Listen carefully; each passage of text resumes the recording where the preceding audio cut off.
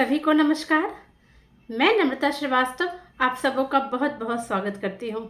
आज मैं आपके सामने एक ऐसी स्टोरी शेयर करने जा रही हूँ जो वैसे तो मैंने काफ़ी साल पहले पढ़ी थी, लेकिन मेरी ये स्टोरी ने मेरे दिमाग पे बहुत गहरा असर डाला था और उसी वक्त ये सुन करके मुझे लगा था कि मुझे ये स्टोरी को लोगों को बतानी चाहिए, लोगों तक इसकी अवेयरनेस पहुँचानी चाहिए। खैर, तब मैं इस तरीके से मेरे चैनल्स नहीं थे, मुझे नहीं पता था कि मैं कैसे ये काम कर सकती हूँ। लेकिन आज जब ये मुझे माध्यम मिल चुका है और मुझे अचानक से वो स्टोरी याद आ चुकी है, तो मैंने सोचा कि आज मैं इसे आप लोगों को बताऊं। किसी शहर में 3 मित्र रहा करते थे, राम, श्याम एंड मोहन। तीनों में अच्छी दोस्ती थी। फिर क्या हुआ, मोहन का डेथ हो चुका था। उसके बाद मोहन की डेथ हो गई। अब बच्चे राम और श्याम। दोनों अपनी अपनी लाइफ में दोस्त को खोने का गम दोनों को ही था। बहुत ही अच्छे फ्रेंड्स थे ये लोग, लेकिन फिर भी अब लाइफ में तो लोग मूव ऑन करते ही हैं। इन्होंने भी किया, अपनी ज़िंदगी जीने लगे, आगे बढ़ने लगे। कुछ साल बीत गए। उसके बाद से जो राम थे, उनके पोते को अचानक से ये लगा कि मुझे एक डॉग चाहिए, कुत्ता पालने का उसे शौक़ हुआ।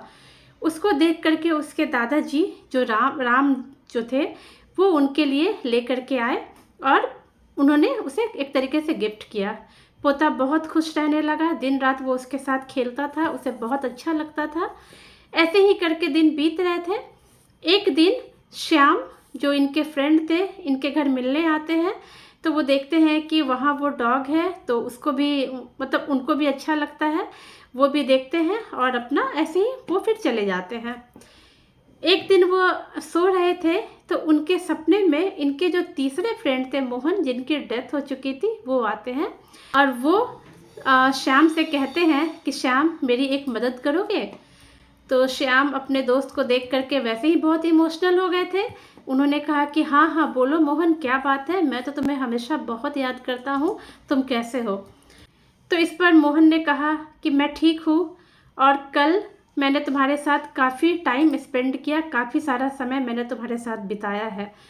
तो श्याम को बहुत आश्चर्य लगा। उन्होंने कहा कि तुमने मेरे साथ समय बिताया है, कैसे, क्या? तब उन्होंने बोला कि वो जो डॉगी था, वो जो कुत्ता था जिसके साथ तुम खेल रहे थे, वो एक्चुअल में मैं हूँ। मैंने ही डॉग के रूप में जन्म लिया है और मैं राम के घर रह रहा हूँ। श्याम बहुत आश्चर्य में पड़ गए। उन्होंने कहा कि ये क्या कह रहे हो? तो उन्होंने कहा कि सच कह रहा हूँ, मैंने राम से कुछ रुपए उधार लिए थे, लेकिन मैंने उसे नहीं चुकाया। दोस्ती में मैंने इग्नोर कर दिया कि चलो हम दोस्त ही तो हैं, जबकि लेते समय मैंने कहा था, लेकिन राम ने भी कभी मुझे पैसे वापस करने के लिए नहीं कहा, तो वो पैसे उधार रह गए और अब मैं डॉगी बन के उसके घर में उन पैसों को चुका रहा हूँ। ये कह के नींद में ही उनकी आंखों से आंसू गिरने लगे मोहन जी के। तब श्याम बहुत ही उसे आश्चर्य लगा। उन्होंने बोला कि ऐसा क्या? तो उन्होंने कहा कि हाँ, सिर्फ वो उधार ना चुकाने के कारण आज मेरा जो जन्म हुआ एक कुत्ता के रूप में हुआ है, एक डॉग के रूप में हुआ है और एक कष्टकारी लाइफ है ये। तो तुम मेरी इतनी मदद कर दो कि तुम मेरे बेटे को ये बोलो कि वो जो राम के पैसे हैं वो वापस कर दे। मेरी एक डायरी है, उन्होंने कलर बताया, इस कलर की डायरी मेरी मिलेगी, कॉपी है मेरी एक, उसमें वो सारा हिसाब किताब लिखा है। उन्होंने एग्जैक्ट बता दिया कि थोड़ा सा किधर साइड से कितने पेज पे देखना है। तो ये इतना के साथ ही इनकी नींद खुल गई।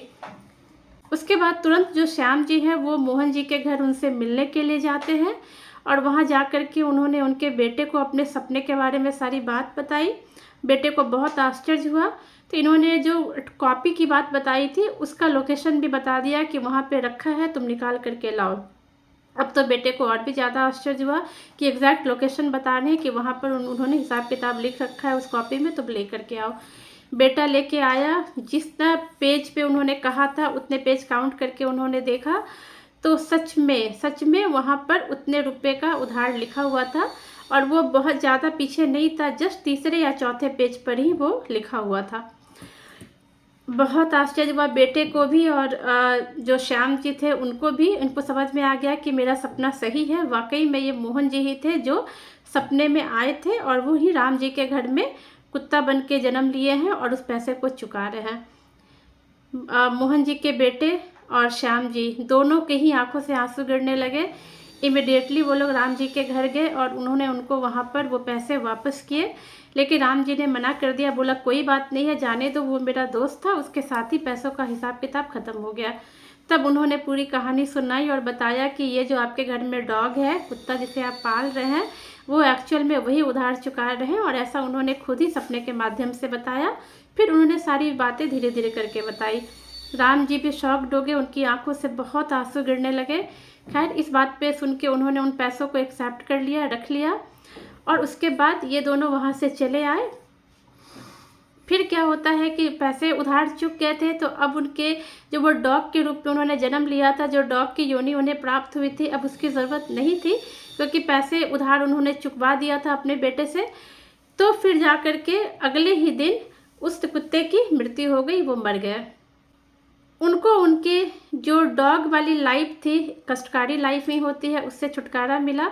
वो वहाँ पे उतने दिन उन्होंने उनके घर में काम किया, रात रात भर जग करके घर की निगरानी करते थे और अपने पैसे को वो पूर्ति करते थे जो उन्होंने उधार में लिया था। एक सवाल यहाँ पे ये उठ सकता है कि जब जब उनके बेटे ने आके, मोहन जी के बेटे ने आके पूरा उधार चुका दिया, तब तो इतने दिन जो इन्होंने वहाँ पे चौकीदारी की, आई में रात में जगे रहते थे, जो एक जनरली एक डॉग का काम होता है, वो तो व्यर्थ चले गए। वो दिन व्यर्थ नहीं गए, वो ब्याज था जो इन्होंने चुकाया था। जब भी हम किसी से कर्ज लेते हैं या कहीं से भी पैसे लेते हैं, चोरी करते हैं, कुछ भी करते हैं, तो हमेशा हमें उसे ब्याज के साथ चुकाना पड़ता है। मूलधन तो इनके बेटे ने आके वापस कर दिया, लेकिन जो ब्याज था वो ब्याज में काउंट हो गया, जो इतने दिन उन्होंने उस घर की चाकरी की थी, जगह थे उस घर में डॉग बन करके, उस घर को जो उन्होंने सेफ्टी दिया था। फ्रेंड्स, ये बहुत ही मार्मिक कहानी है, और ये मतलब ये कहानी हमें सिखाती है कि सच में जो हमारे बड़े बुजुर्ग या शास्त्रों में कहा गया है कि कभी किसी के धन पे बुरी नज़र नहीं रखनी चाहिए, ना ही किसी के उधार को रखना चाहिए, उसका एक जीवंत एग्जाम्पल है। और उम्मीद है ये स्टोरी आपको पसंद आएगी। अगर आपने जाने अनजाने किसी के पैसे रखे हैं या किसी ने आपके पैसे रखे हैं, तो उनको ये वीडियो ज़रूर शेयर कीजिए, ताकि वो उनकी लाइफ आगे इस तरह की कष्टकारी लाइफ ना हो। उम्मीद है ये वीडियो पसंद आएगी। Thank you so much friends, thank you.